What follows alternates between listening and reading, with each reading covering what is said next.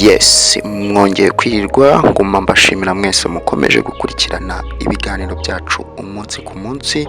Nguma mbifuriza imigisha ku Mana, mbwira nawe batwumva bicecekeye ariko batarakora subscribe ko bakwiriye gukora subscribe kugira ngo batazajya bacikwa n'ibiganiro tukugezaho umunsi ku munsi. Iyi nkuru rero irababaje, biteye agahinda kubona umuntu akoresha umwanya arimo w'ubuyobozi runaka akaba yashuka umukobwa amubeshya ibyiringiro ati nzakugira misi. Biteye agahinda rwose. Hano hari umuyobozi muri Ferwafa yatawe muri yombi akurikiranyweho icyaha cyo gusambanya Miss Habimana Hussein usanzwe ari directeur technique mu ishyirahamwe ry'umupira w'amaguru mu Rwanda.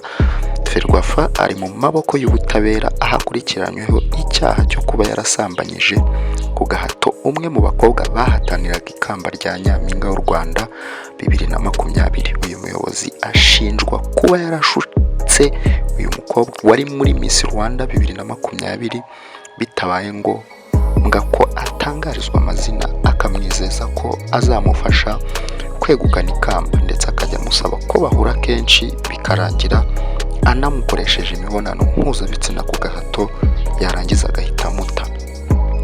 Umuvugizi w'urwego rw'ubugenzacyaha RIB Muri Umuhoza yemeje aya makuru, ndetse avuga ko dosiye ya Habimana Hussein yamaze gushyikirizwa ubushinjacyaha.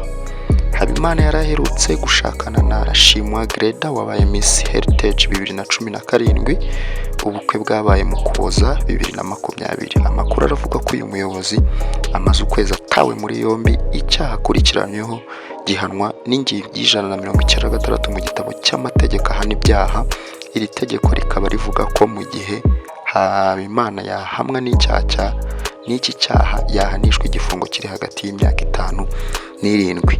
Aho nguko rero birababaje, biteye agahinda umuyobozi nk'uyu ukomeye agashaka gushukashuka cyangwa se kubeshya umukobwa ngo azamugira Miss. Tudatinze rero ni Menya Vuba TV, aho tudahwema kubagezaho ibintu bigiye bitandukanye, amakuru ya politiki, ibintu byinshi, imyidagaduro, ibyegeranyo, ibintu byinshi. Muri kumwe rero na Bukarifu, reka mbabwire yuko twabonana ubutaha. Bye bye.